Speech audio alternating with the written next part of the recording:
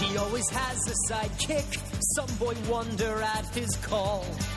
His utility belt holds everything, can't find that at the mall. The Batmobile is super fast, there is no car that is surpassed. It's a good thing we've got Arkham, cause he really drives us bats. Drives us fast, drives us fast, he really drives us fast, fast, fast. He drives us fast. Whether dancing the bat to Welcome to the podcast that's listened to by Marthas everywhere. It's FilmBookCast, the official podcast of FilmBook.com. My name is Mike Smith. Joining me, as always, is a man who spent millions of dollars trying to digitally remove his own mustache. Mike Cicriscio. How you doing today, Mike? Good. But I was not expecting either of those, and both of them were perfect. Thank you. I was very Well proud done. of those. I thought of them in about 3 seconds right before we started this, so I'm proud of those. If you've never listened to FilmBookCast before, first we start with some film news, and then we move on into some discussions where Mike and I each discuss whatever piece of media we've been consuming lately, and then after that, we move on into our featured review. This week, we are discussing the new film from director Zack Snyder and the 5th overall film in the DC Extended Universe, Justice League. Are you ready to dig into Justice League, Mike? I am. I'm very excited to give just a brief overview of whatever. Just like, who cares? Just a cursory glance. Yeah. Justice League. I feel like we've doled out a lot of really long episodes lately, so we're gonna just spare everybody. We're going to try to anyway. I feel like as soon as we start talking about Justice League, we're going to be like, oh yeah, I didn't care for this. And this one more thing. But one more thing. Yeah, in doing so, we will be among the only people who are talking about Justice League that much, because this movie did not make a ton of money at the box office this past weekend, or when it first came out. What a shame, I guess. But I want to say, this movie, its opening weekend made $96 million, which sounds like it's a pretty good chunk of money. But for a movie like Justice League, for context, the original Iron Man made about $96 million on its opening weekend. And this is, 10 years later at the height of the superhero boom. It's got Batman, Superman, and Wonder Woman and The Flash. Like, some of the biggest heroes of all time are in this movie. And it can't crack $100 million in its opening weekend at the box office. Thor Ragnarok made $150. A third Thor movie. Yeah, this dumb Thor thing. There's a lot of apathy towards Justice League right now, I think, and I'm interested in talking about it because I think it is such a weird movie in and of itself and a weird product. But we got to get into some film news first, Mike. Hi! It's time for what? It's time for it's time for film news. Hi! It's time for what? It's time for it's time for film news. Film news. It's time for film news on FilmBookCast. Now, Mike, we don't have a ton of film news today because it has been the Thanksgiving holiday weekend, so usually things start to wind down for at least a little while. So I just have a few things that I wanted to briefly bring up. The first of which is that Murder on the Orient Express is actually doing pretty well at the box office, Mike.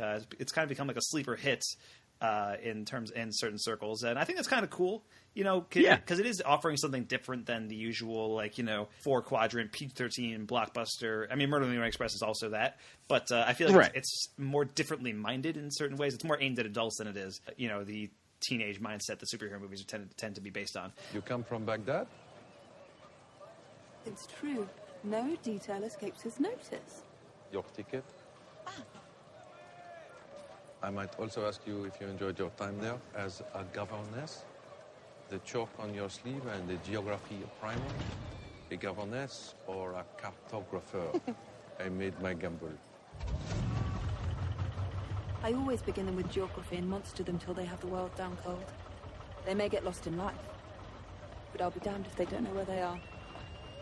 And anyway, Kenneth Branagh, director of the original Murder on the Orient Express, not the original, but the current one, director of that film, and also the star as Hercule Poirot, is now working on a sequel, which was hinted at the end of Orient Express, Death on the Nile, which I have not read, so I cannot give you any clues as to what that book is about. But it's kind of neat. The Hercule Poirot cinematic universe has officially begun. Yeah, I have it on a hunch. It's about a murder on the Nile. Ooh. But we'll find out, I guess, together. A murder? on the Orient Express. Nope, not this time. Not this time. Nope. Oh no, they don't. It's slightly different. The Orient Express doesn't travel to the Nile in this. Is it? It's not also a boat. But yeah, I mean, this is cool. Why not? Like, we talked about it, I think, in the last episode, right? That I think we both kind of had fun with Murder on the Orient Express, especially Mustache as a character and all that silliness and stuff. So sure, why not? I'll have more Mustache murder solving hijinks. Yeah, I guess I think that's the exact phrase you want going into this movie: Mustache murder solving hijinks. Yes. You can put that on the poster, I think, and it'll sell a lot of tickets. Yeah. Mm-hmm. You're welcome. That one's for free, Mr. Brana. Yeah, I'm pretty into this idea. I think this is a potential franchise in the making for Kenneth Branagh. And it's just like I think it's going to be fun to watch him play this character if this indeed becomes a several movie franchise. Because he's in, this character is the star of 33 different books. So conceivably, there could be a shitload of movies. Yeah. I think, and if they can manage to wrangle up the same kind of caliber, huge ensemble casts that they had for Orient Express, like that, I think it'd be a lot of fun. Yeah, because I think that is a lot of the appeal of Orient Express, is seeing these kind of huge names in this period setting and this fun murder mystery. So definitely now can recapture that and maybe even do it better. Then that could be pretty cool. Yeah. Anyway, so I wanted to bring that up, and then otherwise, I just have some Marvel casting news. As always, we got to talk about some Marvel stuff.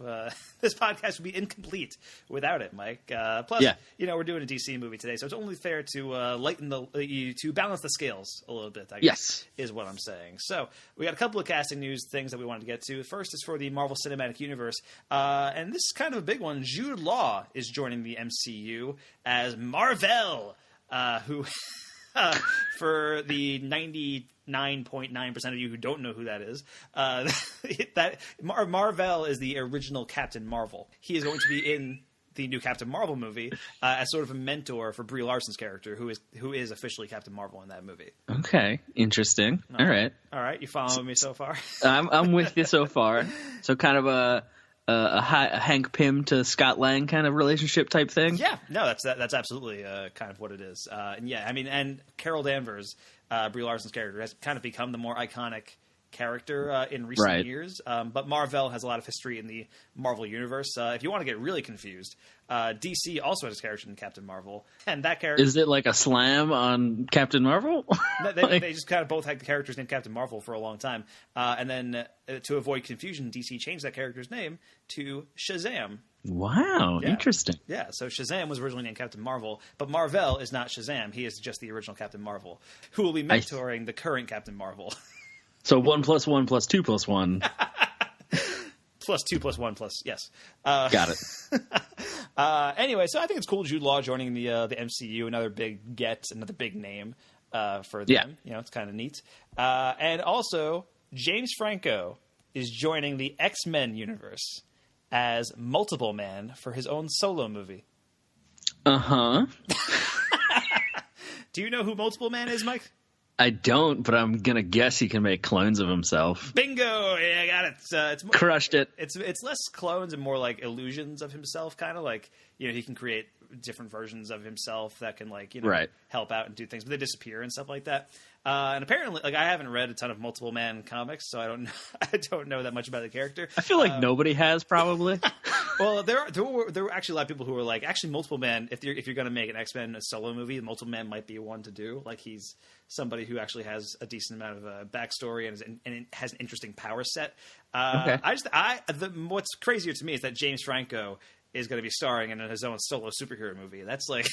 It doesn't matter. It doesn't matter what the character is. I just think that's nuts that James Franco is playing a superhero. You know what I mean? He just loved playing more than one character on the Deuce so much that he had to do a movie where that was his whole shtick.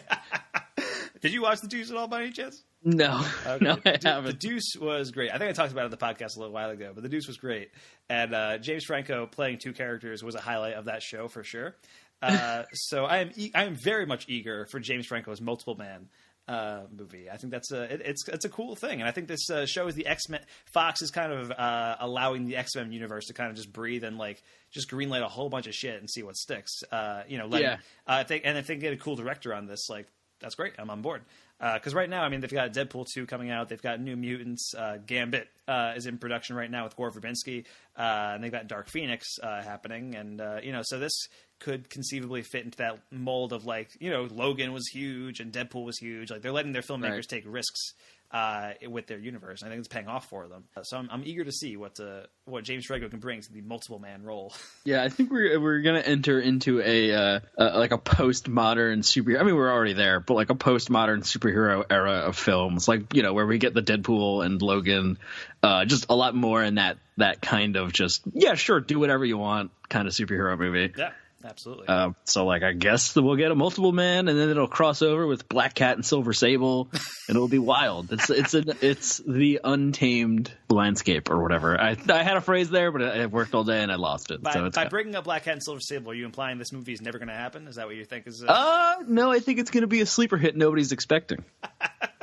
All right, you're playing both sides of the coin there, Mike. I like it. Yes. Anyway, that about does it for film news today. Like I said, not too much going on. It is a holiday weekend, so let's move right on into our discussions. Watch this. These are my discussions. Just when I thought I said all I could say, my buddy and I talk about movies we see. These are my discussions. There is so much to see, you and me. So we're gonna talk about movies for our discussions. All right, it's time for our discussions here on FilmBookCast. Mike, what do you have to discuss with us today? So keeping with the theme of just kind of light and easy this week, I've only watched one movie between the last episode, and that was Taika Waititi's debut. Well, not his debut, right? I don't think so. He's made a couple movies before this. Okay, his American breakout, I guess we'll say. What We Do in the Shadows. Are you a virgin? Yes. No. You were a virgin when we were seeing each other? Yeah, I was 12. You said he was a virgin. I think we drink virgin blood because it sounds cool. I think of it like this. If you're going to eat a sandwich, you would just enjoy it more if you knew no one had it. It's a mockumentary-style documentary that follows a group of vampires struggling to live with a modern life, to cope with modern life in New Zealand, basically. And it's just the silliest, wackiest thing. Taika Waititi, Jermaine Clement, I think, from Jermaine Clement, from Flight of the Conchords, star in it. And there's another guy who I don't remember his name, the not famous one, at least in America. Yep. And they just play these vampire roommates, and it's just like absolutely hilarious. And it's played with the most serious deadpan. Waititi is so effectively able to use like the documentary form and format to make this like a serious kind of I forgot their name, Maisels Brothers, I think, that made Melee's Brothers. Yeah, they had like Gimme Shelter and stuff like that. Yeah, just this kind of like fly on the wall style documentary where like the documentarians live in the house with the family and all this stuff, but it's just vampires. Like that's like the whole shtick. Yep. And just that making it, these characters are so deadly serious about the stuff they're doing, but it's just all silly, and it's a lot of fun. It's a good like hour and a half vampire romp. And basically everyone else that watched this movie was right that it was good. So also watch it, I guess.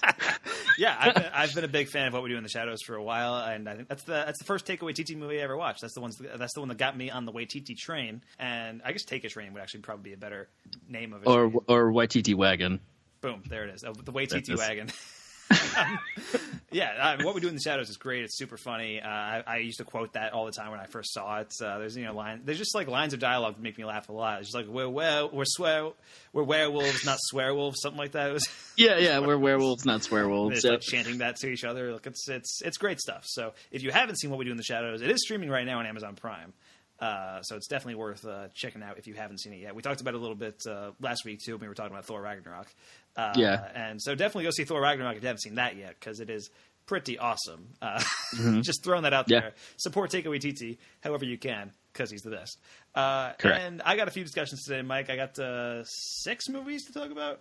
All right, look, man. Not to dwarf your accomplishments or anything like that. I managed to set aside an hour and a half of my time in the last 2 weeks. All right. Right. To be fair, I got that movie pass, so I'm just seeing movies like crazy these days. You're Mr. Movies. Yes. That's what they call me. That's what's on my business card is Mr. Movies. Mm-hmm. He sees the movies with his movie pass. Anyway, have a few movies I want to talk about today. The first one is T2 Trainspotting, directed by Danny Boyle, and it stars Ewan McGregor, Ewan Bremner, Johnny Lee Miller, and Robert Carlyle. This is the sequel to 1996's Trainspotting, which I hadn't seen in a really, really long time. Probably like maybe freshman year of college was the last time I watched it. But I always really liked it back then. I always liked that movie a lot.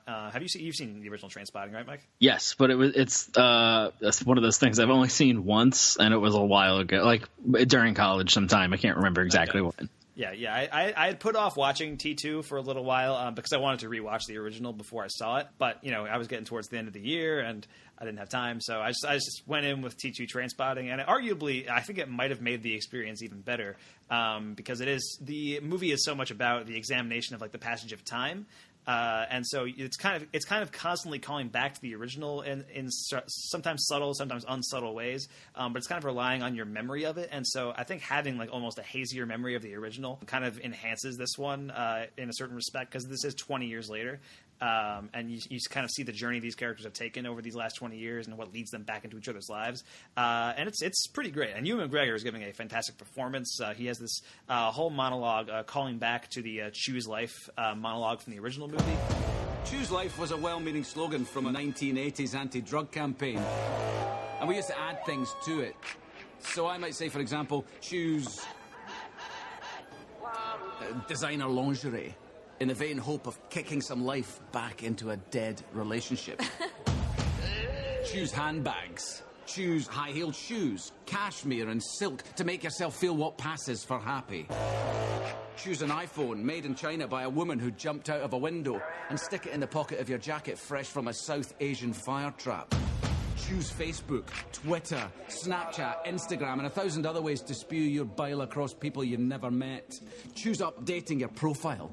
Tell the world what you had for breakfast and hope that someone somewhere cares. Choose looking up old flames, desperate to believe that you don't look as bad as they do.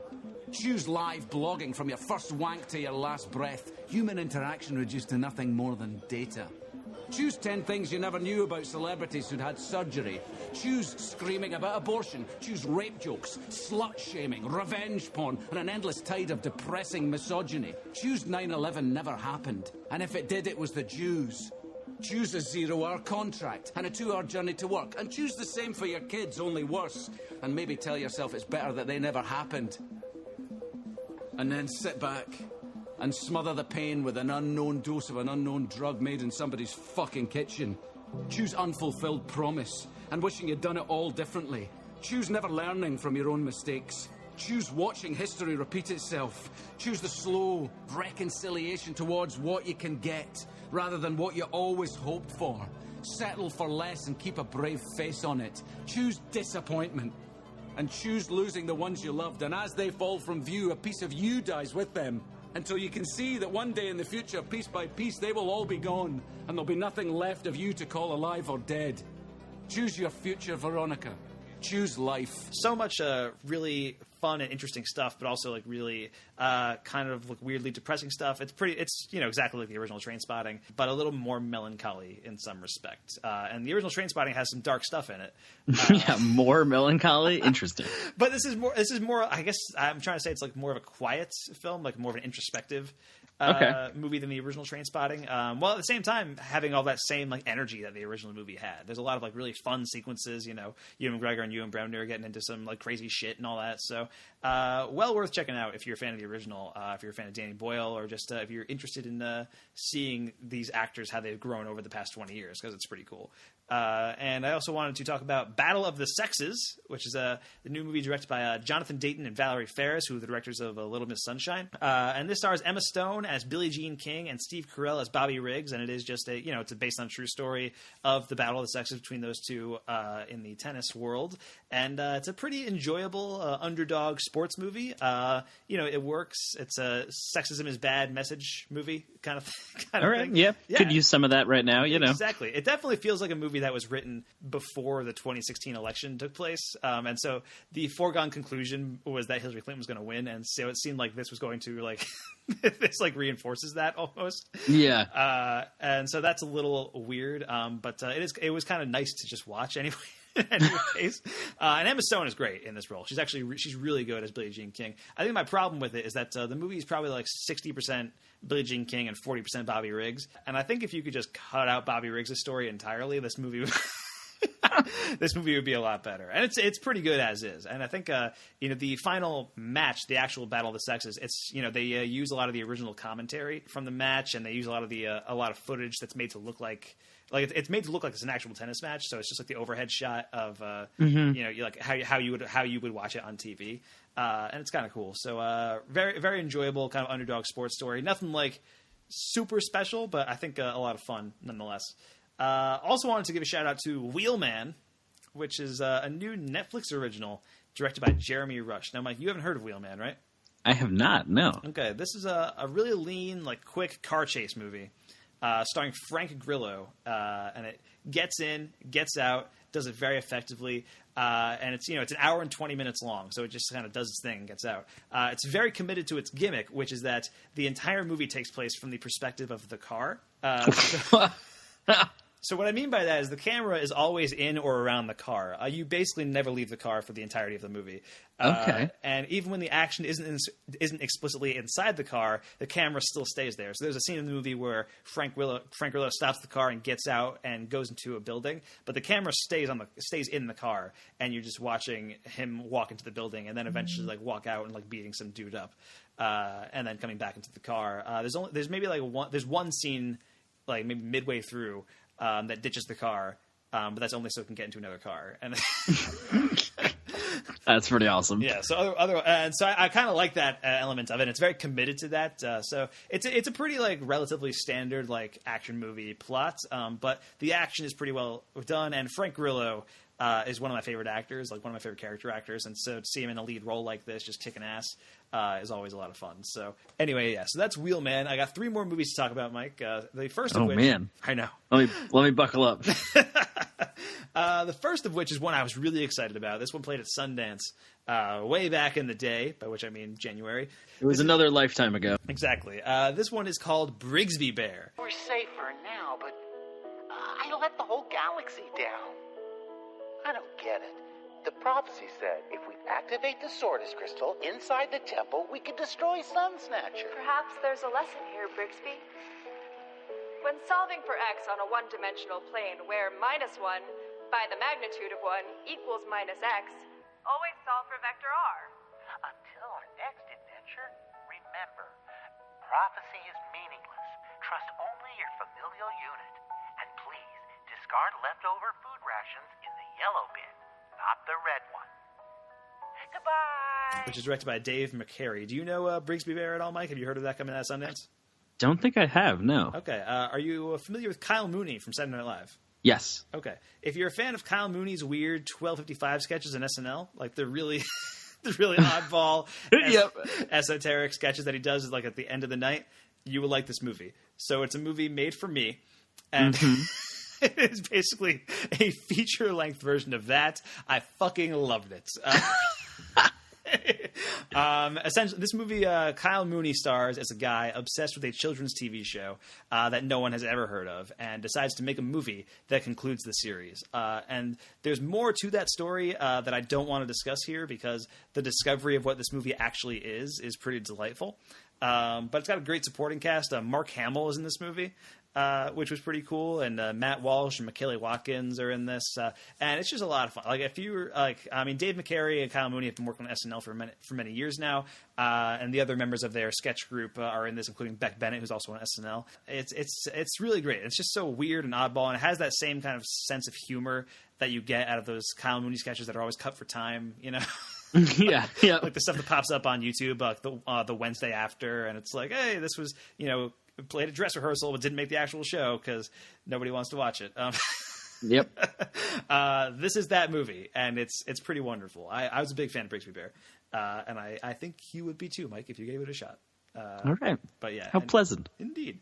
Also, I saw Lady Bird this past weekend, which has been getting phenomenal reviews across the gate. I don't know if you saw this today, but Mike, today, Lady Bird still at 100% of Rotten Tomatoes. with over like 165 or something reviews, which makes it currently the movie with the most reviews to have 100% on Rotten Tomatoes. Even that asshole said it was good. I can't remember his name. Armand White, I think you're talking about? Yes, that's the one. Yeah, the previous movie to hold that record, Toy Story 2. Wow. Yeah, so, this is the new movie written and directed by Greta Gerwig, who's one of my favorite writers and actresses, here making her solo directorial debut. She co-directed a movie back in, 2008, which I haven't seen, actually, but I've heard it's pretty good.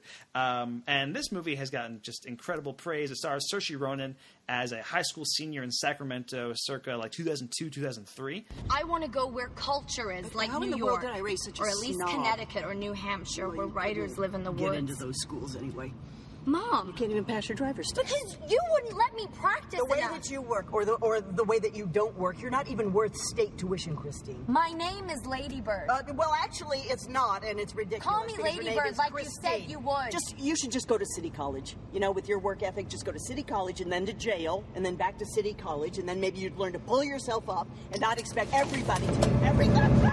And what I really like about Greta Gerwig's work is that it is often very funny. Like Mistress America, which she did with Noah Baumbach, is basically a screwball comedy in its second half, and it's super great. It's super funny. It's still my favorite of her movies, and honestly one of my favorite movies of the past few years. But all of her stuff also comes from very great pain. If you took out Saoirse Ronan's character in this movie, every other character is going through some incredibly depressing and crushing shit, and and it's so sad. It's so sad, but the movie is funny. It's very funny, but it's also funny in spite of the sadness. It never outweighs the melancholy, and the movie is ultimately I'm not going to say a tragedy, but it is very sad up until its final moments, and it's sort of uplifting towards the end. But anyway, this is a really great movie. It's very well written, and I think it's a great debut for Greta Gerwig as a director. And I hope to see more from her in this vein, because I think she's really great. I think this is going to be huge at the Oscars this year. I think it has a really strong chance at that anyway. And then finally, I want to talk about my favorite movie of the ones that I'm talking about today. Which is 3 Billboards Outside Ebbing, Missouri. I'd do anything to catch the guy who did it, Mrs. Hayes, but when the DNA don't match no one who's ever been arrested, and when the DNA don't match any other crime nationwide, and when there wasn't a single eyewitness from the time she left your house to the time we found her, well, right now, there ain't too much more we can do. Could pull blood from every man and boy in this town over the age of 8. There's civil rights laws prevents that, Mrs. Hayes. And what if he was just passing through town? Pull blood from every man in the country, then. And what if he was just passing through the country? If it was me, I'd start up a database. Every male baby was born, stick him on it. And as soon as he'd done something wrong, cross-reference it, make 100% certain it was a correct match, then kill him. Yeah, well, there's definitely civil rights laws prevents that. Now, you've heard of this one, I'm sure, right, Mike? I have heard of it. Yeah, I don't really know a whole lot about it still in my efforts to remain unsullied with a lot of movies. So I've heard a lot of hype and that this movie is really good, but I don't know why or what it's about or anything yet. Okay, well, this is written and directed by Martin McDonagh, who was the writer-director of In Bruges and 7 Psychopaths. And I think this is my favorite screenplay out of any movie I've seen this year. I dug the hell out of it. It's a film that feels incredibly relevant and vital, and which paints a portrait of America at its most extreme. This is a movie about Frances McDormand plays this mother whose daughter was killed several months ago. And the police chief in her town, the police department in her town, has not been able to find the killer, so she's frustrated, and she rents out these billboards, essentially condemning the chief of the town, asking why there has been no arrest or no progress in the case, and it kind of becomes like an overnight sensation in the town. It causes a lot of controversy, and this is a incredibly dark comedy. It's comedy at its darkest. It's an incredibly sharp satire.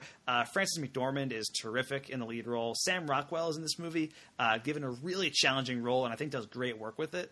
And there has been some controversy surrounding the film's attitude towards some of the issues it presents, because it really tackles head-on things like police brutality and racial profiling, and it appears to offer a redemption arc to a character who doesn't deserve one.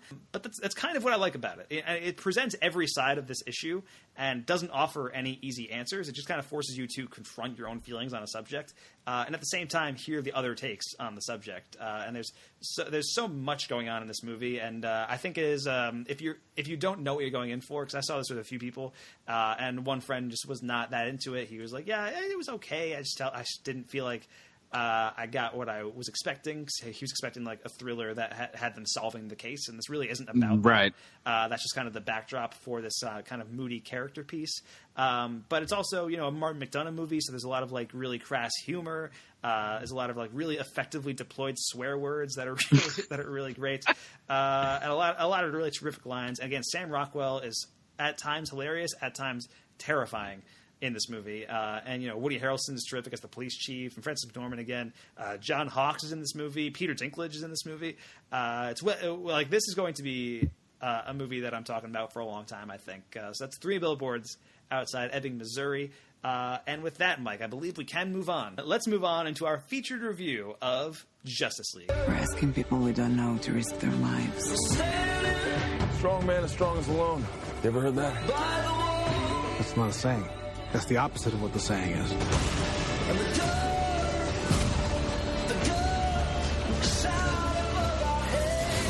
Divided. We are not enough.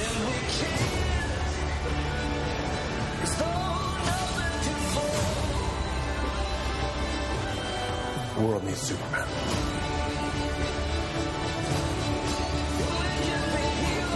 I made him a promise. This is why I brought you together. Ride ain't over yet. Oh, man. All right, that was from the trailer for Justice League, the new movie written by Chris Terrio, Joss Whedon, and Zack Snyder, and directed by Zack Snyder. It stars Ben Affleck, Henry Cavill, Gal Gadot, Ezra Miller, Jason Momoa, Ray Fisher, Amy Adams, Jeremy Irons, Diane Lane, Connie Nielsen, J.K. Simmons, and Kieran Hines, among others. And the IMDb plot synopsis for Justice League reads, fueled by his restored faith in humanity and inspired by Superman's selfless act, Bruce Wayne enlists the help of his newfound ally, Diana Prince, to face an even greater enemy. Now, what I like about the IMDb page is that it says to face an even greater enemy, the subject being Superman. Superman was the enemy, and now they must face an even greater one. Correct. Yeah, that's amazing. So we have had mixed feelings about the DC universe up to this point, Mike, to say the least. I think. Mm-hmm. I think you kind of like Man of Steel, right? Are you? It's been a while since I've seen it, so I'm gonna say sure. I'll give it the benefit of the doubt. I'm not a huge fan of Man of Steel. There are like select scenes in the movie that I do kind of like, but overall, not a big Man of Steel fan. We're both not fans of Batman vs Superman. I know that much. We reviewed that on this podcast a while back. And I know we're both not fans of Suicide Squad either, because we reviewed that one on this podcast a while back. We did both like Wonder Woman, which came out earlier this year, which you can check out on FilmBook.com. We reviewed that as well. So this is the movie that is kind of is meant to be like the culmination of everything that's happened, right? This is Justice League. This is their Avengers. This is the movie that should be the DC Avengers. And I will be honest, I saw this a little over a week ago, and I'm struggling to remember anything that happened. I saw this a scant 20 hours ago, probably. And same boat. It's, and I think a lot of the problem here, I didn't like Man of Steel or Batman vs Superman, but at least they were like about something. They felt like they were ambitious. They felt like they were ambitious works. Like Zack Snyder clearly had his directorial voice on those movies. He was swinging for the fences, and they did not work at all. But they felt like they were trying for something. Their whole thing was like, even if their only objective was to not be like Marvel, to do their own thing, at least they were doing their own thing. Say what you will about the tenets of National Socialism, dude. At least it's an ethos. You know what I mean? Yeah, you're right. And Justice League, by comparison, it's a movie that feels focus grouped to death. It never has like an identity, because either no one at any point knew what they wanted this movie to be, or because the studio wanted it to be bland and inoffensive enough just to keep the franchise rolling? I don't know. Did you feel the same way coming out of this, Mike? Yes. I think the direct quote that I could pull out unlock my phone, but I think I said it was mostly dumb but had some fun stuff. Yeah. And that's basically it. It's just we've got all these characters. Let's just smash them together. Oh, look, an alien thing. All right. We get dangerously close. Actually, in fact, we even get giant beam in the sky a couple times, which is check that box off. Check off large ensemble cast. Yeah, I mean, it just feels like a thing we've done. How many Marvel movies are there? Something like 17, 18. So it's a thing we've done around 17 or 18 times already. Yeah. I mean, I don't mean to. I mean, it is that. That's what's happening here, basically. Yeah. I think Film Crit Hulk had the best tweet ever about this kind of similar subject earlier this year, a couple weeks ago, maybe at this point. Was everyone wants to make the Marvel Cinematic Universe, but no one wants to take the time to make Iron Man. Nobody. I don't care about any of these characters really. I mean, I do, I guess, because it's like Batman and stuff. But other than that, there's no reason for me to be invested or involved in any of this, and it just feels feels so silly. And I don't mean that in like the lighthearted, like Joss Whedon way, even though that's in there a tiny bit. We have the film opens with the shot of a pigeon coop where we see the giant newspaper that says Superman, or the newspaper headline that says Superman is dead, and then there's a thing with that happens on the rooftop, and one of the characters says, "This is all because Superman's dead, isn't it?" And then I think we get maybe one more scene where they say that, and then the opening credits happen, which is just a montage showing us that Superman's dead.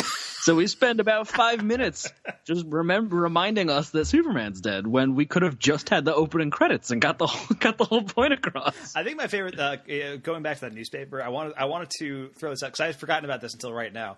It says like Superman dead, and it says something like, "Are they going back to their home planet?" or something like that. And it's a picture of Superman, David Bowie, and Prince. Prince, yeah, that's during the opening credits. Yeah, we get. It's like, are you fucking kidding me? like these people just died in real life. Stop. Abort movie. Stop. But yeah, I will say this for Justice League. It is mercifully short at only 2 hours. Yes, that's definitely true. Yeah, but in doing so, it also felt very rushed, and it felt very content just being a watered down version of the Avengers.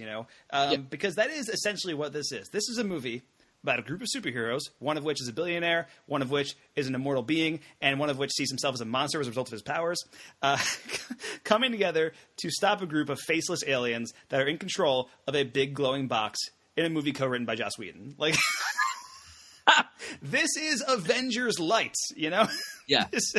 And it's that's the thing. The Avengers, that was the sixth. This is basically the movie. Like, Avengers was movie number 6. This is movie number 5 in their respective franchises. And the Avengers came out. They did 2 Iron Mans. They did the Incredible Hulk. They did Thor and Captain America. They did all these solo movies that led up to the Avengers and introduced you to all these heroes, so that when it was time for the Avengers to come out, you knew all these characters going into it already, Yes. And I'm not necessarily against the idea of just putting out a Justice League movie and throwing them out there, but you need to have some semblance of an introduction to who these people are. We get that in the most expository, your mother once told you, and every character has that scene. Well, the Flash, Cyborg, and Aquaman all have those scenes because we haven't seen them yet before, where we have to have one other character important to their backstory explain the backstory to the person that it's about. Yeah, but that's the thing. I feel like I was zoning out during those scenes because they weren't interesting at all. Oh, no, that was meant to be a critique. Exactly. Exactly. But it's, when you watch something like Ocean's 11, right, you don't need 11 solo movies leading up to Ocean's 11 because Ocean's 11 introduces you to all the characters pretty quickly. You understand what their function is on the team, and you just roll with it. This movie doesn't really give you that. right? It just kind of gives you these characters. It kind of introduces you to them. Like, you kind of see, like, Ben Affleck show up and, like, talk to Aquaman for a little while. And then Aquaman's gone for a while, and then he comes back. But you don't really get, like, a demonstration of his powers until, like, halfway through the movie. Or stuff like that. Or when you do, it's, like, this weird underwater sequence with no other characters that you've ever met. So it's like, what do you care? Why do I care about that person? It's very strange. And I want to talk about Steppenwolf a little bit, who is a non-entity of a villain, like less than a non-entity. He is a nothing. He's a nothing burger of a character. You could remove him from this movie, and it would be exactly the same. I think. you could just say alien invasion, and like that. That's it. If the cubes acted on their own sentience, it'd be more interesting. Yeah, you're probably right, actually. That would be pretty dope. I really think he is like the worst superhero movie villain since Malekith in Thor 2. Holy shit. And that is my bar for like worst movie villain of all time. Yeah. And arguably a bigger waste of its actor, which is a huge bar to clear. Because at least with Malekith, like Christopher Eccleston, you couldn't tell it was him, and he was speaking in Elvish, but at least he was physically on set. Like he was, like he was covered in makeup, but he was physically there. This is, a CG creation, and it's like, why get Kieran Hines for this? He's an actor of note. He was Mance Radar in Game of Thrones. Like he's somebody who's, has been around for a long time, and they even like modulate his voice. So it's like, what is even the point? Of that, Yeah. I had no idea that's who that was. Exactly. Why? Yeah, and he is the least interesting. I mean, it's the most run of the mill, like just what do you think a villain's gonna do, Mike? Like just generic archetype villain. Yeah, take over. Conquer the planet. All right, here we go. Sure, that's the one. Yeah, I mean, will he travel on a big beam in the sky? Check it off. Give that man $60 million. Yeah. Yeah, I don't know, man. It just felt very. It's just like everything about this movie feels like it's an also ran. Like it just feels like everything like just doesn't just like we've already done this in 7 other movies. Yeah, and all those movies did it better than this. Yeah, I mean that said though, there are still like glittering moments of fun, I guess, sure. and that's kind of it. That's kind of my only reaction. Yeah, I feel it's like fun. And if you look at the reviews and stuff online, like they were marginally better this time around than they have been for like Batman vs Superman or Suicide Squad or something like that. And I think that is because this is it's not a compelling story, but it is like a story with a beginning, middle, and end, I guess. It's got structure, in a sense. I'm not going to go as far as to say it's got structure, but like in a sense, like it definitely starts and it definitely ends. So there's that. Yeah, there is at least a semblance of an arc there for some of the characters. But I think what was I trying to say? That's what I feel like. That's the movie. That whole thing you just did, where you were starting to say a point and you were like, well, but this other thing, and then you forgot where you were going. That was it. We can end. Thanks for listening, everyone. We're out. Stay tuned for next week. You're not wrong. That is exactly what Justice League is like. It's me trailing off in the middle of a sentence. But yeah, I think a lot of the problems you can have with this movie, like I think this DC universe has been such a reactionary franchise in the worst possible way. Like they learn the wrongest lessons from every single movie. that they make. So people like had a pretty like divisive reaction to Man of Steel, right? And so Warner Brothers' reaction was well, like fuck it, let's bring in Batman. Like they were like panicking, like they knew Batman was bankable, so they threw in Batman. Like the Avengers had just been a big hit, so it's like we'll do our own cinematic universe. Like, and Man of Steel, if you watch that movie, it does not hint to a larger universe at all. It's just a Superman movie. And I almost like that movie a little bit more now because of it. Like. Because it is just like an isolated thing, almost disconnected from the rest of this horrible DC universe. But then, so Man of Steel came out, people didn't react well to it. They added Batman. Batman vs Superman comes out, people didn't react well to it, and they were like, oh, well, this is like, people are like, a lot of the complaints were like, well, this is really dark, and like there should be some kind of lightness to this. And so as a result, they re-edited Suicide Squad. Yep. Which was intended to be this like relatively dark, gritty movie, and turned it into this like big, bubbly Guardians of the Galaxy clone.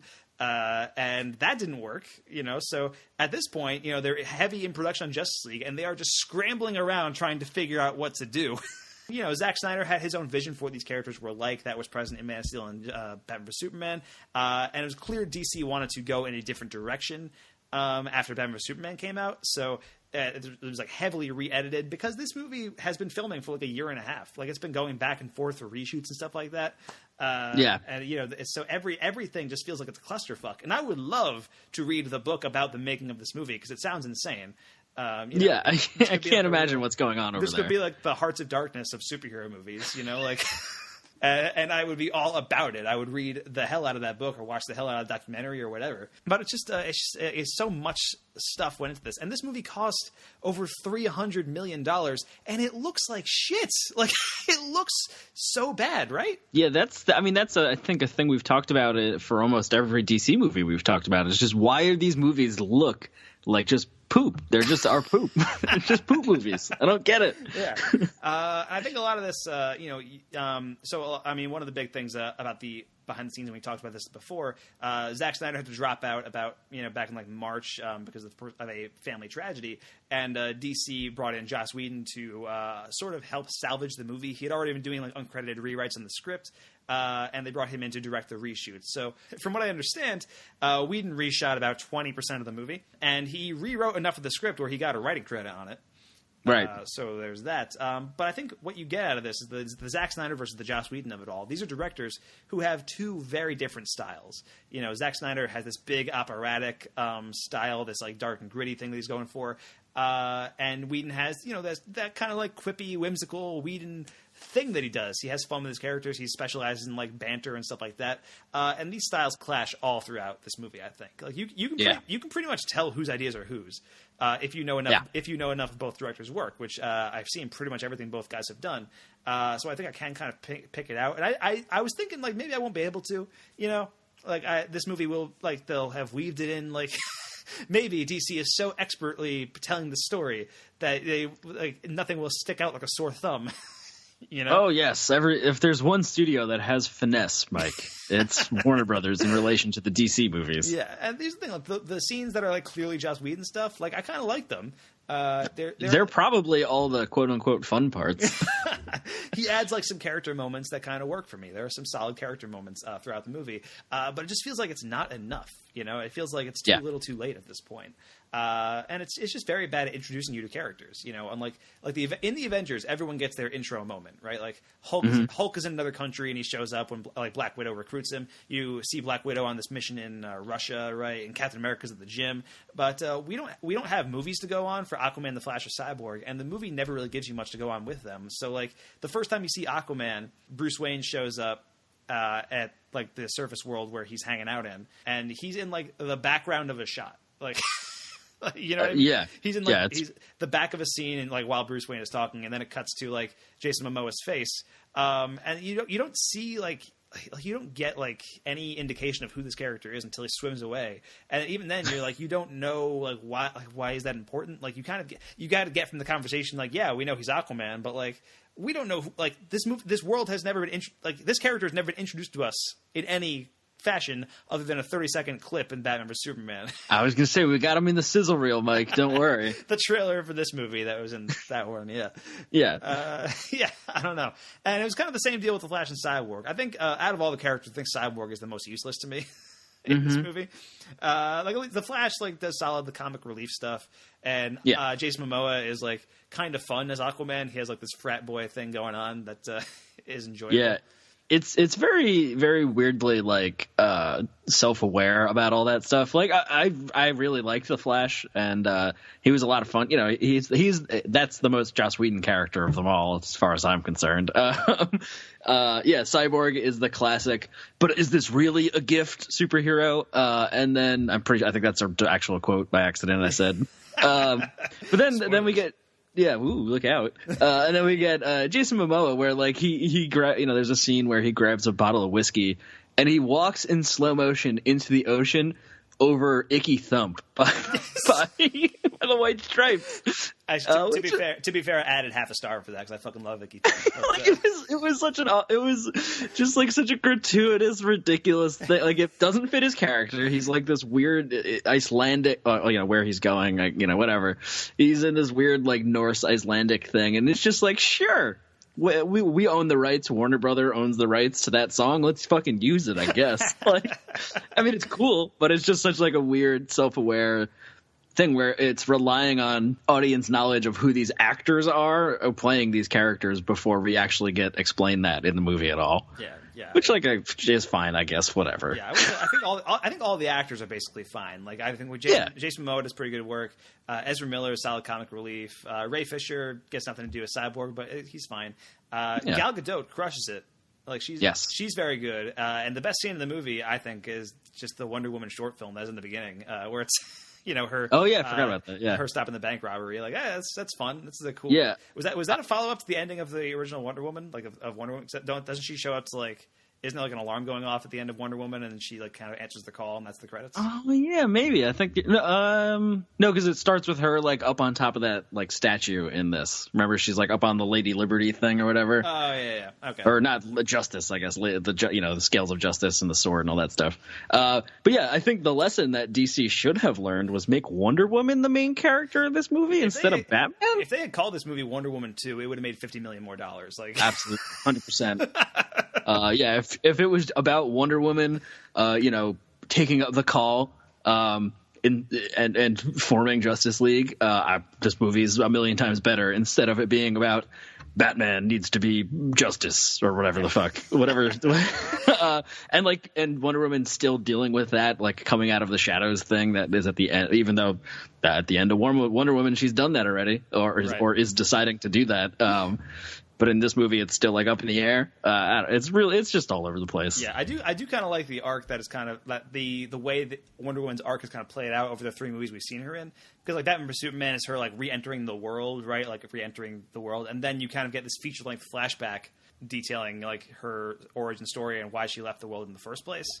Right. And then this movie is kind of her like fully accepting her role as like the new guardian of the world or whatever. Like I don't know, I kind of like the way that it plays out for her in these movies, and I don't think Batman vs Superman did a great job with her character at all, but just like kind of retroactively, like it kind of works in that way. And I did like that this movie kind of called back to Wonder Woman. Yeah, quite frequently. Oh yeah, a lot. Quite frequently, actually. They kind of call back to Chris Pine's character a lot.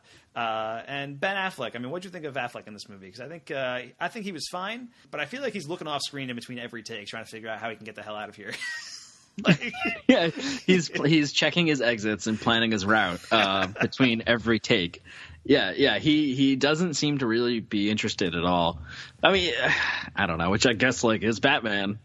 Right. I don't Yeah, I just feel like I've seen him as honestly, like I remember thinking like I didn't really think much of him in Batman vs Superman. I didn't think much of him in this movie. I think that his best performance as Batman was in Suicide Squad for like the 2 scenes that he was in.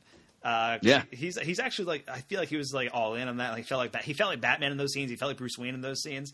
But in these movies, like those feature length ones that he's in, I don't know. He just feels like Ben Affleck. He doesn't feel like a Batman to me. I just don't see it, and he's just not working for me. And maybe it's because I was raised on the Christian Bale ones, and I feel like Christian Bale is my ideal Bruce Wayne. Like he is so good. In those roles, but I can see other actors as Batman though. Like I can watch the Michael Keaton Batmans and be like, yeah, it's Batman or whatever. But yeah, I don't know. He feels more like George Clooney and Batman and Robin, almost like somebody who is like, not really playing Bruce Wayne or Batman. He's just playing himself. Right. Yeah, I do. I am interested in that kind of. Batman in his later years and like is kind of not washed up, but he's hurting, all this stuff. And, as opposed to the Christian Bale Batman, I feel, or I guess, especially the Dark Knight, where he's like, in his prime and all this stuff. Yeah. I am interested in that kind of, coming out of retirement sort of story. Yeah. Well, that was The Dark Knight Rises. That was that story. Yeah, that's fair. That's a good point. Yeah, I honestly think that DC kind of shot themselves in the foot by starting their Batman off like that, because you basically lose like 20 to 30 years of potential Batman stories you can use. Yeah, I was definitely having that thought. There's a throwaway line that Jeremy Irons says where he's like, oh, it makes you long for the days where the best gadgets your enemy had was a wind-up penguin or something along those lines, right. Something like that. But yeah, like this world and this Batman, that's done. All that stuff is gone. There's no Batman villains left, I assume. Well, I guess Joker's still around somewhere. Yeah, that's true. Who cares about him, though? But yeah, it's just a weird way to like set up that character and this universe where I guess we're only going to be fighting these like weird cosmic things that can fight Superman. Like, Yeah. you know, like And so I don't know. Yeah, so it's like, why is Batman even here? Like, what is he contributing to the team other than like a place to hang out? You know, like that's, Yeah. that's kind of it. What did you think of Henry Cavill in this movie, Mike? Just out of curiosity. Now, I feel like it's not a spoiler to say he's in the movie because obviously he's in the movie. Right. I'm gonna say he feels really dead, but but kind of dead tired over here. Yeah. There's like it's just weird. But yeah, I don't know. He feels very superfluous to the story. Yeah. Other than that he's the complete linchpin and the only one that can solve their problem. But he's just there for most of it, and barely at that. Yeah. However, when he is there, I feel like he's finally getting to play a version of Superman that I'd like to see more of in these movies. Like this is not the Superman that I watched in Man of Steel and Batman vs Superman. This is like a new kind of fresher, like more of a like friendly Superman. like a happy Superman almost. Like you mean the way the character is? Yeah, like something that's much closer to the character that I would like to see in these movies. Mm-hmm. And so I'm glad we finally got there. It only took us, until the end of the third movie that he was in to get to that point. Yeah. But still, I think that's cool. And we'll talk more about that in spoilers. I think that's probably where to get into that. Yeah. Other stuff, though. I want to talk about Danny Elfman's score for this movie a little bit. So Danny Elfman did the score for this movie. And it contains echoes of previous scores that he's done. There's a bit in the movie where he does the Batman theme from Tim Burton's Batman. Yeah, that actually plays interesting. That plays over the end credits. I think it plays a couple times throughout the movie. And he also kind of does a subtle recreation of John Williams' Superman theme when Superman shows up for the first time. And it's kind of like this, like very quiet, kind of like reworked version of the Superman theme. I really wish they had gone full on with the Superman theme because that would earn like an extra star for me. Yeah. Why would you not? That's yeah, exactly. Weird. But at the same time, I feel like it's sort of like it speaks to how much DC is just desperate to please you. By just like, hey, we're putting in these classic themes. You like those? Please like this movie, kind of thing. Yeah. Like it just feels like every move they make reeks of like desperation at this point, and it's honestly like sad. It's sad to watch. Yeah. When Marvel is putting out 3 movies a year and 2 of them are Guardians of the Galaxy and Thor, like, yeah, and DC is like barely struggling to like get a movie with Batman and Superman and Wonder Woman into a coherent narrative. Like, yeah, I mean, this is the tentpole DC story is Justice League, and they just can't do it. It's amazing. And I was actually watching. There was these old YouTube videos I used to watch called "Hi, I'm a Marvel and I'm a DC," and they were like parodies of the old Mac and PC commercials. And they recently did one for their 10th anniversary, and I happened to watch it. I hadn't watched them in years, but it like came up on my thing. I was like, "Hey, 10th anniversary!" And it showed a clip from the original one. And it's Spider-Man and Superman talking to each other. And they're talking about the upcoming slates for all their movies. And even back then, in 2007, Spider-Man's talking about, like, yeah, Marvel's working on, like, these new Iron Man and Ant-Man and Thor movies and all that stuff. What are you guys working on? And Superman's like, well, we're talking about maybe doing the possibility of hiring somebody to write what potentially could be a Justice League movie in the next 10 years or more, perhaps. And yep. They finally made it, but man, it took. It just did not work. Did not work. I'm very sick of. And here's the thing: this almost feels like the closing of a certain chapter in the DC universe, right? It feels like the end of the Snyderverse era of DC, in certain respects to me. I think the idea at this point is DC wanted to put this movie out there because it was already in production and kind of had no choice.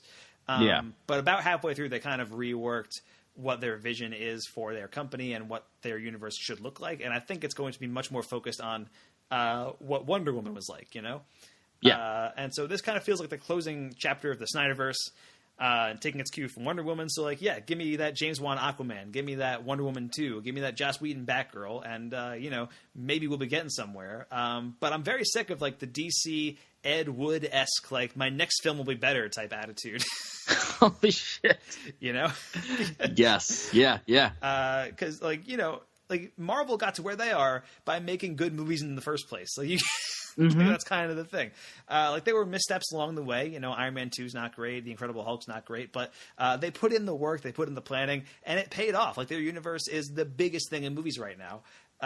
And if DC could just do, like, it's hard to make a good movie. Just do the impossible thing. It's hard to make a good movie. And you shouldn't be just trying to replicate Marvel. You should be trying to do your own thing.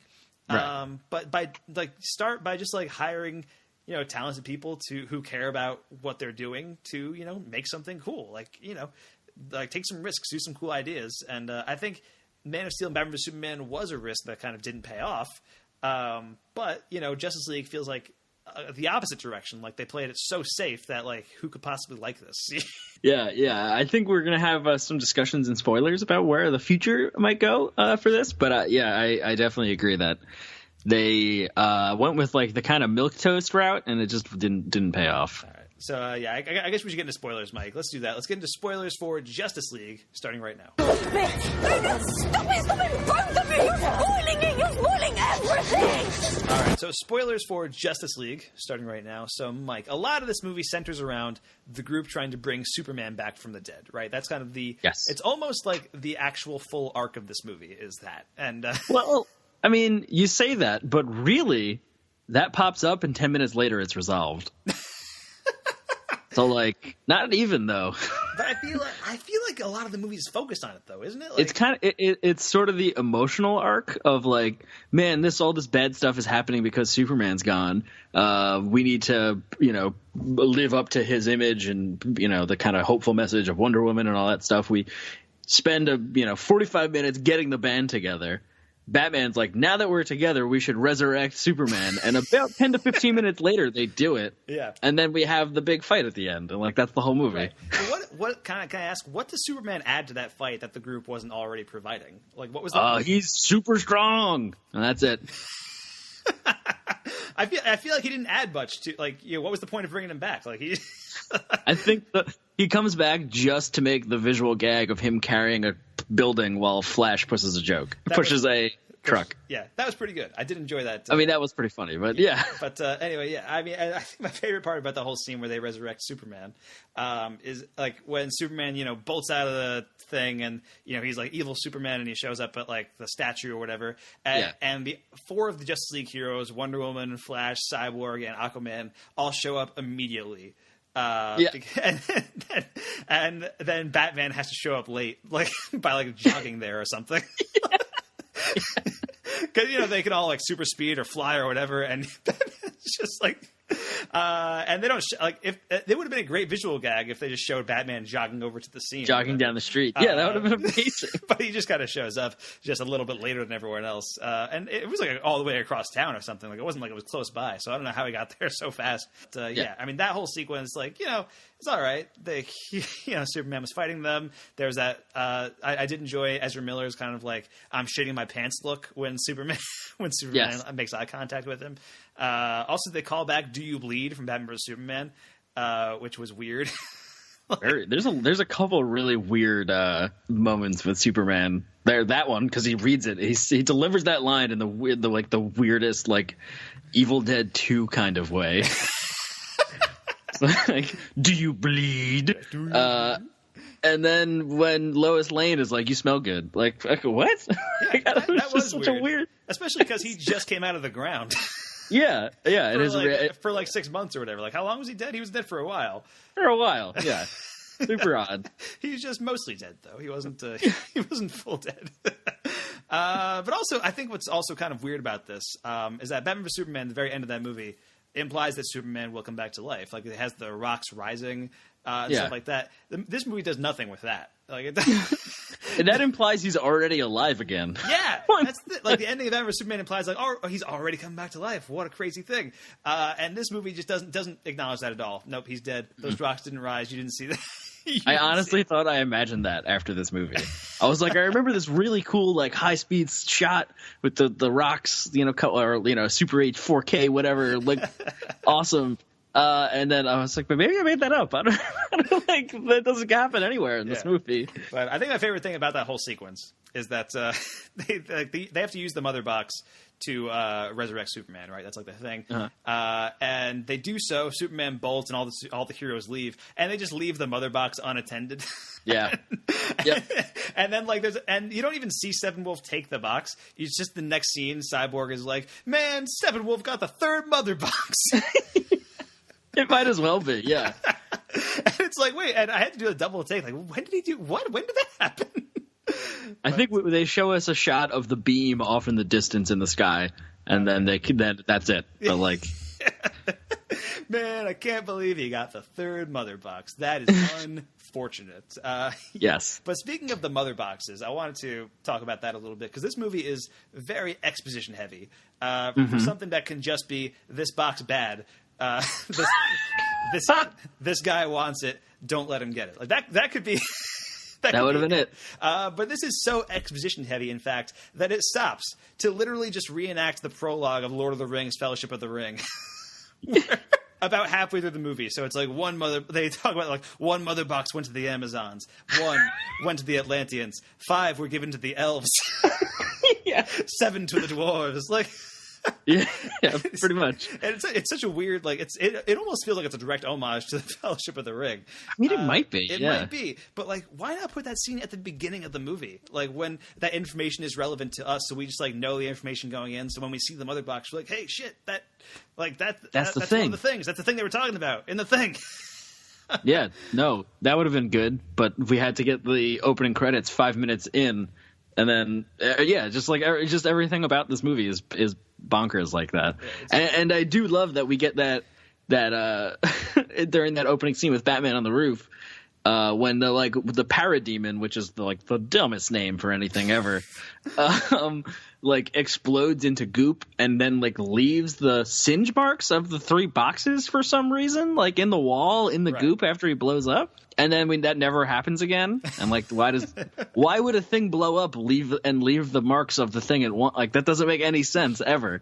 Yeah, I think one of the also the things, this is theoretically a follow up to Batman vs Superman. All that dark side stuff, Batman vs Superman, just never pops up at all, right? Well, there is a scene towards the end, towards the end, Steppenwolf's demise. At some point where he's like, something, I almost said something dark side. Something repeats. but literally though, he just says the name for dark side, and then it just isn't passing, and it's still irrelevant to everything else that's happened for the last hour and 45 minutes or whatever. In the movie. I think what I heard, originally this was planned as a 2-part movie. So this was 2017, and Justice League Part 2 is going to be 2019. Both going to be Zack Snyder. This was back when DC was outlining we're going to do a Cyborg movie and Green Lantern movie and all that stuff. That's yeah, sure, DC. But just Justice League Part 2 was part of that plan. And from what I've been reading, they scrapped Justice League 2 and condensed the narrative into this one movie. But I think the idea was that Steppenwolf would be the villain of this movie, and that would lead up into Darkseid and Justice League 2. Right. And also, the whole Superman coming back thing would have been, the entire arc of this movie. But then when he shows up at the end, it would be evil. He would be an evil Superman and be working for Darkseid at the end. And then that would be the cliffhanger ending leading into Justice League 2. I don't know how evil Superman would be that much different from the Superman we've already seen in Man of Steel and Batman vs Superman. Yeah. But still, that's kind of an interesting idea. I kind of respect that. But then once this, they scrapped Justice League 2, they reworked their entire universe and whatever they were working on for this movie, very last minute, and they were working on this movie, up until I feel a few weeks ago almost. It must have been, yeah. Because a lot of the CGI just feels rushed. It looks bad. The third act is just this ugly mess of CGI. And there are isolated moments of character banter that are pretty fun. Sure, you said the scene where Superman is lifting a building full of civilians. And by the way, I was talking about how Henry Cavill gets to play a version of Superman I would like to see. He gets to play, once Superman comes back and joins them in that final battle, he has this whole thing, he's talking to Ben Affleck or Batman, I guess I should say. And he's talking to Batman, and he's like, all right, explain to me what's going on. Batman's like, well, these mother boxes are doing this, and Superman stops him. He's like, wait, civilians, and he hears civilians cries in the distance, and then goes off to save them, and without even stopping to and that's Superman. That's Superman. I wish I could have seen that in the first 2 3/4 movies. that featured this character. Yep. And, but instead we get Batman using a gun again. So that's fun. So there's that. Yeah, but there are character banter moments that are fun. I think like the Flash and Cyborg get like a fun little conversation where they kind of like bond over like their own, like how they were both accidents of their own, like of their powers and stuff like that. Which is a scene where they're robbing Superman's grave, which is a little odd. Yeah. I feel like that also like encapsulates a lot of this movie. We get a lot of, I guess like you said before, it's the Whedon versus the Snyder flavor, where we still are in the Snyderverse. We're still in dark, gritty. I mean, they're trying DC's trying their best to get away from that, and it's just like not good enough, I guess. But they're trying. Where we get silly like aside jokes while they're literally on top of his coffin trying to dig it out of the ground. And there's just, I feel like there's a lot of that juxtaposition in this movie that just doesn't flow together. Yeah, exactly. But I will say there is one scene that I did like quite a bit, which is Batman's "just save one person" speech to the Flash. Yes. Which is this very great, very Joss Whedon-esque moment. Like the Flash is freaking out. Like that was, I will, eat a hat if that was not Joss Whedon who wrote that. Yeah, because it feels very Whedon-y. It's just, the Flash is freaking out because he's never been in a fight before, and they're about to go into this like big thing with Steppenwolf, and Batman like looks at him like, hey, just save one person, and the Flash is able to do that, and then he like realizes he can do it, and then saves everyone else. Like that was a nice moment. I liked that quite a bit. Yeah, I think that fight when they're like in the tunnels beneath the harbor or whatever, that's my favorite part of the movie. I think it's the first the band is together fight where we get to see them interacting together and how all their powers play off each other, which is the most fun part of movies like the Avengers, where we see the best one is Thor hits Cap's shield and like the shockwave blows off all the Nazis or whatever. Yeah. Like that's cool. That stuff is cool. And we get to see that sort of stuff where particularly the scene where Wonder Woman dives for her sword and Flash is able to tap it back into her hand and like all that kind of stuff. But like it's that one moment, and then the big climactic battle at the end is just dumb. It's the trailer. We all saw the whole thing, basically. Pretty much, yeah. And Steppenwolf is just never a credible villain. Like he just never feels. No. He never feels like he's on the same set as any of the other characters. Weird that you said it that way. Well. Am I wrong? No. That guy, that actor was not on set, probably. Yeah. Yeah, I did. Just in the other moments that just jumped out to me, I did like the kind of return to Themyscira. I can never remember how to pronounce that. With the Amazons. The Amazons from Wonder Woman. Yeah, that was cool. Yeah, that was cool. Except it features the the trope of like, hello, villain. Like when Steppenwolf shows up and the Amazon says his name and then says what his plan is probably, and then that thing happens. And that's cool. We get to see some more of that like weird acrobatic, fighting style stuff of the Amazons that we got glimpses of in Wonder Woman, which was a lot of cool and interesting to see. Even though there's that whole thing with the armor changes. I'm sure you saw that online. Yes, yeah. So the armor is a little skimpier in this movie than it was in Wonder Woman. Wonder Woman. Yeah, Zack Snyder movie. Yeah, sure. But he directed Sucker Punch. Like, what do you expect? But you do go back to the Amazons, which is cool, and you see Connie Nielsen as well. J.K. Simmons appears in a couple of scenes as Commissioner Gordon, which that's whatever. I feel like I don't remember any of his scenes, so there's that. Yeah, he feels like his character feels like Martin Freeman's character in Civil War, where he's just kind of like there for some fun like stuff, but Martin Freeman's character is way more memorable and is way more important. It feels. Civil War.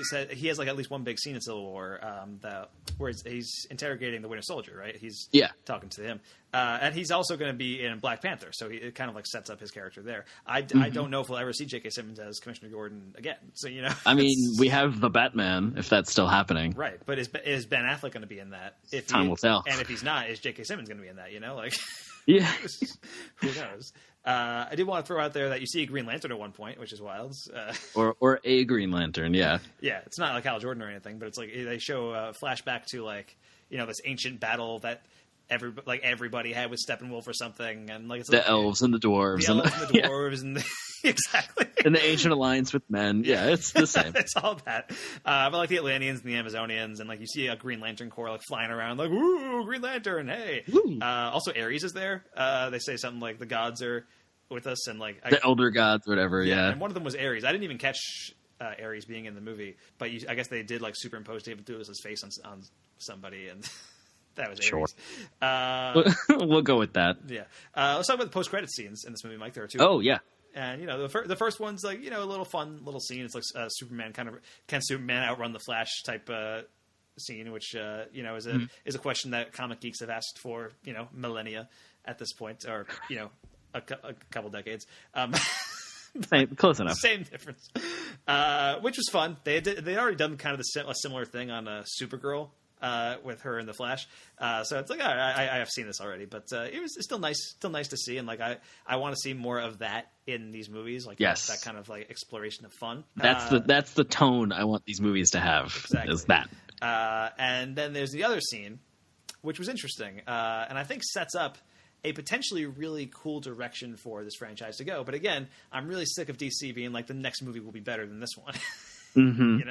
Just one more chance. Just one more chance. But I did really like this post-credit scene. I don't know about you, but it was basically Joe Manganiello appears as Deathstroke, who is the character he was cast as. He's supposed to be in the Batman, and I don't think that's happening anymore. But now he's getting his own solo movie. Directed by Gareth Evans of The Raid, so that's pretty fucking cool. And he shows up on a boat, and who is there but Lex Luthor himself, Jesse Eisenberg. And he's talking to him, and he's like, I escaped from prison, and I've been watching from afar, and I'm seeing the Superman come back to life, and I'm thinking, like, why don't we start our own league or whatever? And so I'm paraphrasing, obviously. Basically. We should have a league of our own, and then Tom Hanks shows up and tells him there's no crying in superhero movies. And it writes itself. And then the next movie is just an all-villains remake of A League of Their Own. Holy shit. And it's great. It's just a softball match. It's about the softball playoffs between the heroes and the villains softball league. It's the Legion of Doom versus the Suicide Squad. And yes. I love it. Anyway, yeah, so this is obviously hinting towards like the formation of the Legion of Doom, which is kind of like the antithesis of the Justice League. It's, like Justice League, it's an assembly of all the big heroes. This is an assembly of all the big villains. And so you've got, theoretically, you've got Lex Luthor and Deathstroke heading up this. That much confirmed. And so I like that idea. I like that. That's not something Marvel has done. Right. And they've done that in comics and stuff. They have like Sinister Six and all that in the Spider-Man comics, but they haven't done that in the movies. And that's something that DC could really get a jump on and do this really cool thing where you can introduce villains in all these movies. Because for me, DC has always had the better villains than Marvel has. Like just pound for pound, like they have a lot of really cool villains to choose from. And so you could potentially do something really cool with this. Do I trust DC to do something really cool with this? Not so much. But therein lies the rub. I can't wait to see Eisenberg's Lex Luthor play off against I can't even remember his name right now. Jared Leto's Joker? Yes, Jared Leto's Joker. Yes.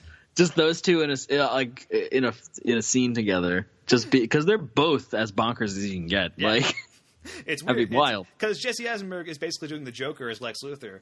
Yeah. And Jared Leto is doing Jesse Eisenberg's Lex Luthor as the Joker. And so, but I am kind of intrigued by that. And I hate that I'm intrigued by that because I've been burned by this franchise so many times.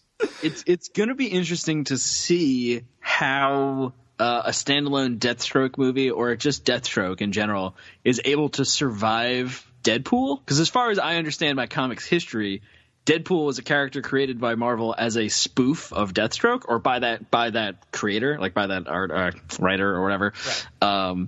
The mercenary for hire whose name is also Wilson, with the two katanas on his back, and is like the best assassin in the world, and all this stuff.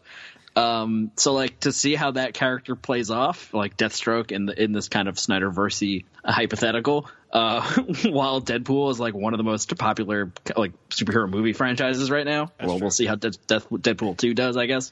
But yeah, I don't know. That's just something I thought of after those after that scene, seeing Deathstroke. I don't know. It'll be interesting to see if Deadpool is able to just completely undercut Deathstroke. Yeah, if audiences respond to it. And again, I don't know if the Deathstroke movie will even happen. I don't know if there's a lot of audience demand for that one. But I will say Deathstroke was a character on Arrow. He's on the season currently right now. He was the main villain in season 2 of that show, and he's the best villain the show ever had. Okay. So he's a cool character when done pretty well. So and actually the CW TV shows did a Legion of Doom thing a while back. Legends of Tomorrow season 2 took a couple of villains from the Flash and Arrow and kind of put them together as a Legion of Doom. So it was Malcolm Merlyn, Damien Dark, and Reverse Flash, and they were all together as like this band of characters that would terrorize the heroes for an entire season, and it was great. It was awesome. Yeah. So if they can just take that, if they could just learn their lessons from the CW TV shows, the Justice League would be in a lot better place. As we're recording this, Crisis on Earth X is airing on TV right now, which is the big 4-way crossover between Supergirl, Arrow, The Flash, and Legends of Tomorrow, where all the characters are hanging out for the Flash's wedding, and it gets crashed by alternate universe Nazi versions of themselves, and they have to stop the Nazi versions of themselves. And that's the movie I want to see.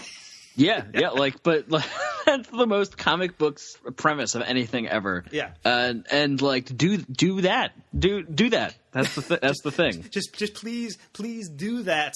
Yeah, maybe like not so much on the whole Nazi thing right now, but like just do weird, silly shit. Like the direction Marvel has gone in with Guardians of the Galaxy and these, Thor Ragnarok and these like big, silly cosmic romps. That's what we want. I think, obviously that's what audiences are responding to right now. Yeah. Like maybe do it. Just do it. That would be nice. Okay, Mike, do you have any final thoughts on Justice League, or should we wrap this up? No, that's basically it. There's the one scene that is the most Whedon-y of the Whedon scenes, where after we have the big meeting with the bat signal for the first time, and we're all talking to Commissioner Gordon, and he turns around and everyone's gone but the Flash. And he's like, "Oh wow, they just leave like that?" That I was like, "Oh, hello, Mr. Whedon. Nice to meet you." I guess that's all. I just wanted to bring that one up. Yeah, fair enough. This is not a movie that warrants a lot of final discussions. So hopefully, Wonder Woman 2 is good. I guess. I think Wonder Woman 2 will. I mean, Patty Jenkins is coming back to direct it. Gal Gadot is starring.